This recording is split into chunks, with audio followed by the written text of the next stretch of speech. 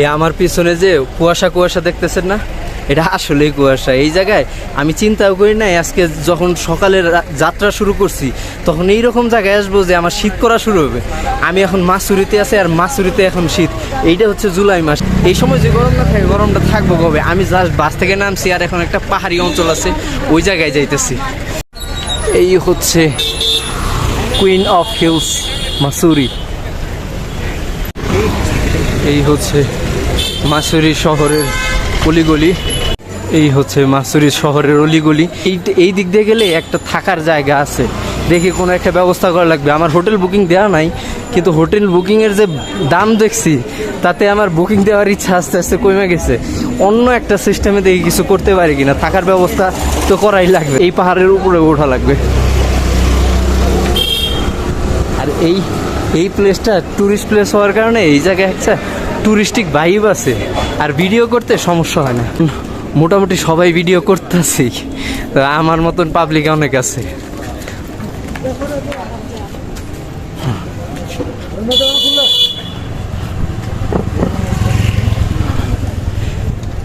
এই যে দোকান, এই রাস্তায় পাহাড়ি রাস্তা, কাঁধে ব্যাগ নিয়ে ওঠা। আরে ভাই, জানের উপর দিয়ে যাইতেছে। এই তো এইটুকু উঠলেই পাহাড়। এই পাহাড় শেষ, আবার আরেকটা শুরু। পাহাড়ে ওঠা প্রচন্ড কষ্টের। ওই যে নিচে পাহাড় রাইখে আসলাম। এদিকে কোনো একটা সিস্টেম করা লাগবে। আর সব থেকে বড় কথা হচ্ছে, এখন থাকতে একটা অভ্যাস হয়ে গেছে কি, যে এখন আর ভয় পাই না। মনে হয় যে না, এক ব্যবস্থা হয়ে যাবে, সমস্যা নাই। এই দেখেন, এই জায়গায় একটা জায়গা দেখেন, এইটা হচ্ছে ভিউ পয়েন্ট। এই যে সাদা দেখা যাইতেছে না, এগুলো সব হচ্ছে মেঘ। আর এই শহরটাই ধরতে গেলে মেঘের ভিতরেই ঢোকা। আমার পেছনে যা দেখতেছেন সবই হচ্ছে মেঘ। আমি কোনো সময় স্বপ্নে ভাবি নাই যে জুলাই মাসে শীত করবে। আমার প্রচণ্ড শীত করতেছে, হাতে একটু একটু কাঁপা শুরু হয়ে গেছে।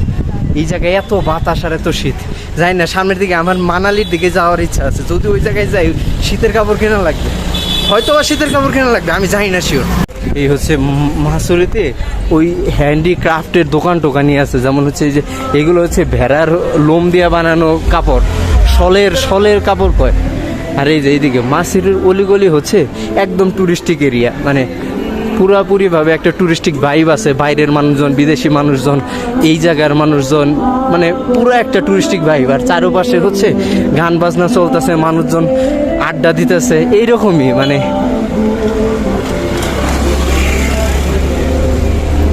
এই তো দেখি, এই যে দেখেন, ওই জায়গা থেকে পাহাড় উঠে আসলাম, আবার এই জায়গা থেকে পাহাড় নামা শুরু হয়েছে।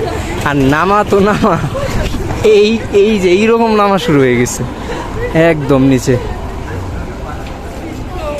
जस्ट एक सस्ती रूम चाहिए, यही है, क्योंकि मैं सस्ते में ट्रैवल करता हूँ ना, इसलिए। कितना सस्ता? ज़्यादा से ज़्यादा सस्ता। आज है संडे, आज रूम बहुत कम से मिला। 2 दिन ऐसा होता है, संडे शनिवार। ओके,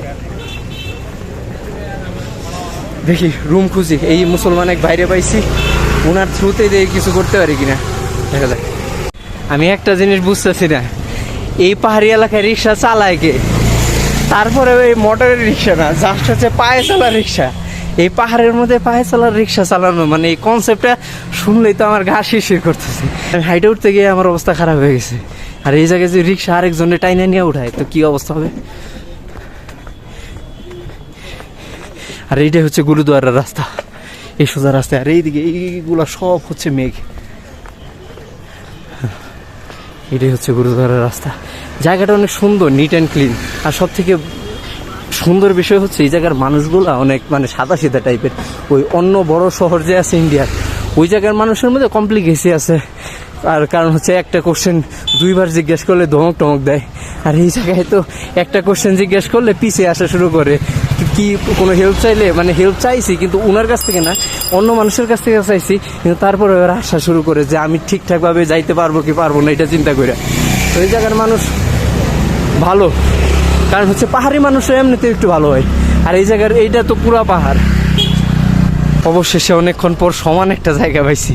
এই জায়গায় কোনো পাহাড়ে ওঠা লাগতেছে না, কিছুই না। এই সাইডে বেঞ্চ আছে, এই জায়গায় বৈশা মানুষ আড্ডা দেয়।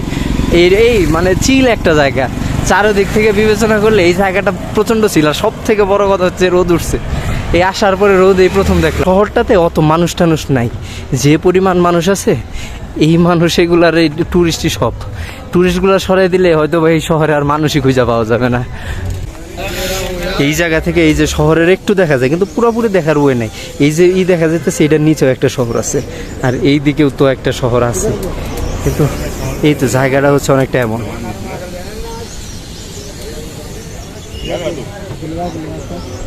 আর এই জায়গায় ছোট্ট একটা মার্কেটের মতো আছে, মার্কেটটা দেখায়। এই হচ্ছে মার্কেট।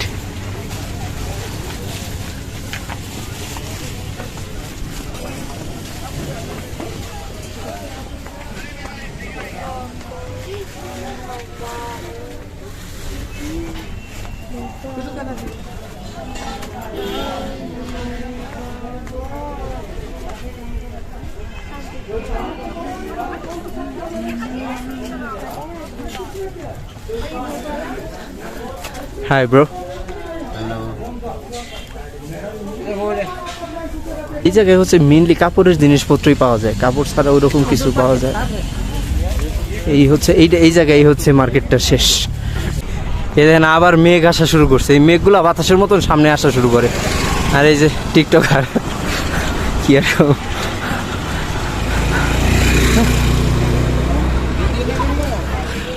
দুনিয়া সব জায়গায় কম বেশি টিকটকার আছে, নাই যে তা না। পাহাড়ের এই অংশে আরেকটা মার্কেট আছে, ওই পাহাড়ের নিচেও একটা মার্কেট আছে, উপরে মার্কেট আছে। এই জায়গায় যা সুযোগ পাইলে একটা মার্কেট বসায় দেয়। আর এইগুলো স্ট্রিট সাইড মার্কেটের মতন, ধরেন বাংলাদেশের নিউ মার্কেটে যেরকম আছে, শুধু পার্থক্য এই মার্কেটের গুলা উপরের দিকে যায়। দেখা যাইতেছে কিনা যাই না। এই যে আবার বাতাস শুরু হয়েছে, আর শহরের ভিতরে মেঘ ঢোকা শুরু হয়েছে। আর এইটার এই যে একটা দেখা যাচ্ছে, এটার উপরে একটা বিল্ডিং ছিল, ওইটাও ঢাকা গেছে। আর এটা দেখা যায় কিনা, ওই যে বিল্ডিং ওইগুলাও একটা শহরেরই অংশ। ওই জায়গা থেকে এই জায়গায় আসছে। আর এইটাই হচ্ছে মেইনলি শহরের একটা ইয়া। আর এই জায়গায় শীত, প্রচন্ড শীত। এই জায়গায় দোকান একদম টুরিস্টিক ভাইব চারদিকে। আর এই যে এইরকম জায়গা আছে, এইগুলো হচ্ছে ওয়াচ টাওয়ারের মতন। এই জায়গা থেকে ফুল ভিউ দেখা যায়। এই যে গোল্ডেন কালার যে গম্বুজ দেখা যাইতেছে, এইটাই গুরুদুয়ারা। আর এইটা হচ্ছে একটা মন্দির। যাই দেখি কি করা যায়। এইটা হচ্ছে গুরুদ্वारे एंट्रेंस, এই দিক দিয়ে যায়। भाई आपका नाम क्या है? कार्तिक। अब यहाँ की हो? यहाँ की। ये गुरुद्वारा है। यहाँ के आसपास में कोई मस्जिद है? मस्जिद तो वो भी हाँ। ओके। এই হচ্ছে এদিকে নামে সিঁড়ির মতন আছে।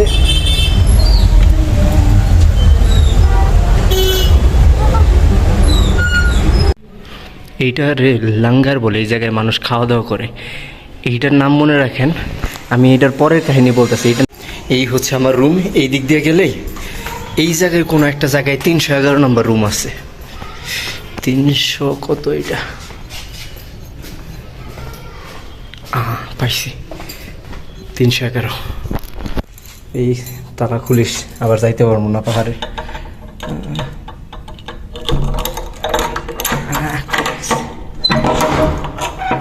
এই হচ্ছে রুম অন্ধকার।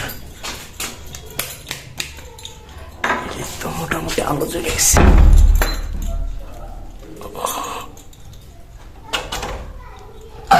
লাগাই দিলাম।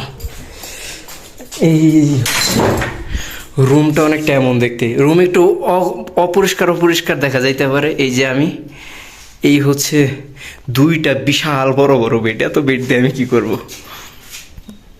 এই হচ্ছে 2টা বড় বড় বেড। এই জায়গায় কিছু নেই, তো হুদাই কি করা যাবে। আর সব থেকে বড় বিষয় ওয়াশরুম, সেপারেট ওয়াশরুম। এখন আসি ভাড়ার বিষয়ে। ভাড়া কত পড়ছে?